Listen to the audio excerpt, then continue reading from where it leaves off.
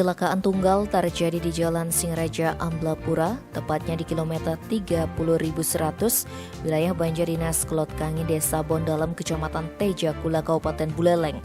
Akibat kejadian tersebut, Putu Sri Wahyuni, warga Banjardinas Ngis, Desa Tembok, Kecamatan Tejakula, kehilangan nyawa. Peristiwa itu berawal saat korban Sri datang dari arah barat menuju ke arah timur. Lalu ia mendahului kendaraan mobil box, berhasil mendahului kendaraan tersebut. Sri kembali hendak menyalip truk di depannya. Korban mengambil haluan di sebelah kiri, namun sial, sepeda motor yang dikendarainya tidak dapat dikendalikan. Korban menabrak pohon mangga yang ada di sisi utara jalan raya. Akibatnya korban terpental sementara sepeda motornya menghantam mobil box.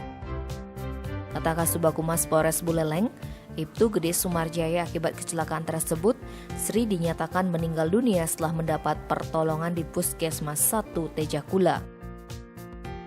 Tim Bali Express melaporkan.